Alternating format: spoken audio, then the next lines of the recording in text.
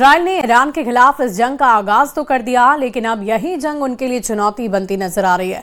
Top leadership को खत्म करने के बाद भी ईरान जिस तरह से लगातार एक्टिव है, वो ये साफ इशारा कर रहा है कि इस लड़ाई को आसान समझना एक बड़ी भूल हो सकती है।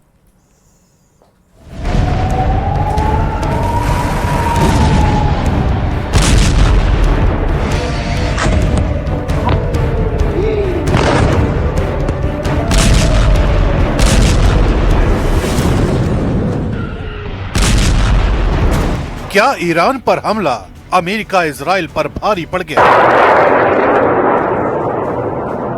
क्या ईरान की ताकत भांपने में सुपर पावर से गलती हुई? चुनौतियों के चक्रव्यूह में कैसे फंस गए America Israel?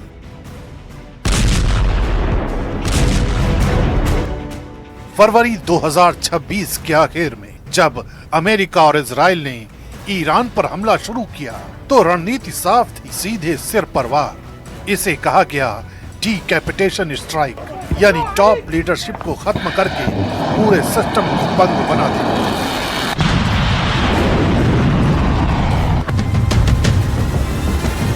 Supreme leader Ayatollah Ali Khamenei से लेकर लारी जानी तक IRGC के बड़े कमांडर्स तक एक के बाद निशाने पर आए। शुरुआती हमलों में ही ईरान की कमांड चेन को बड़ा झटका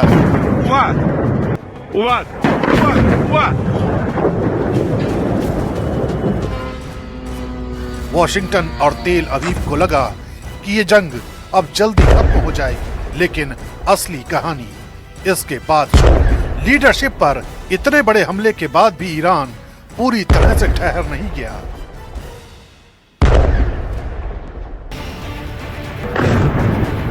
इसके ठीक उलट मार्च के पहले हफ्ते से ही जवाबी कार्रवाई तेज हो गई। मिसाइल बैराज, एक के बाद एक ड्रोन हमले लगातार, और पहली बार सेजिल जैसी लंबी दूरी की बैलिस्टिक मिसाइल का इस्तेमाल। तेल अवीव, यरूशलेम और आसपास इन धमाकों से थर्रा उठी।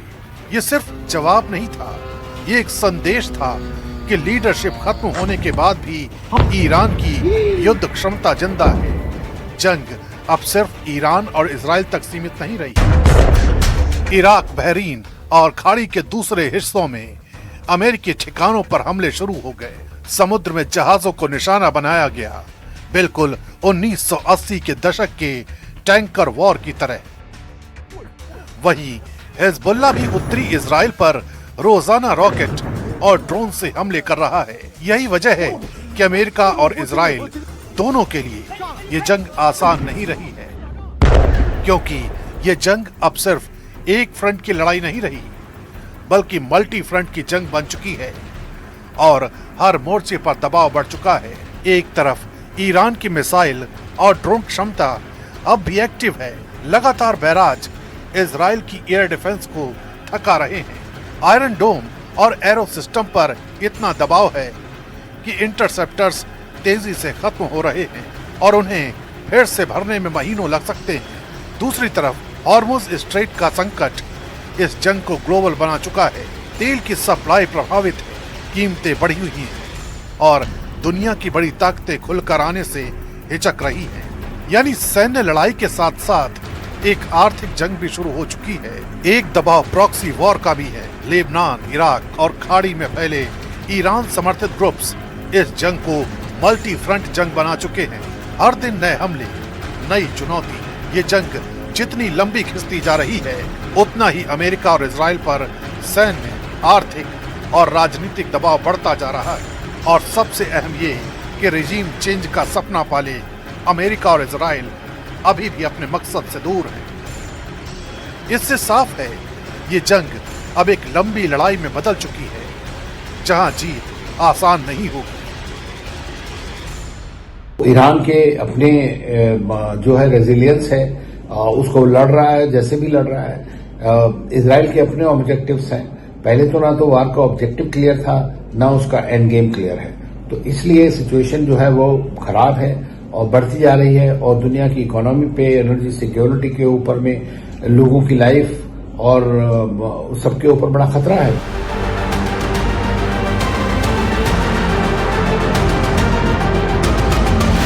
नौबत ये आ चुकी है कि ये जंग अब सिर्फ सैन्य टकराव नहीं रही, बल्कि पूरे पश्चिम एशिया को अपने चपेट में ले रही है। अमेरिकी सैनिकों को नुकसान, क्षेत्रीय तनाव चरम पर और हर दिन नए एस्केलेशन का खतरा। सबसे बड़ा सवाल यही है, क्या सिर्फ लीडरशिप को खत्म करने से कोई देश हार जाता है या फिर ये जंग अब उस मोड़ पर पहुंच चुकी है जहां हर अगला कदम इसे और खतरनाक बना सकता है।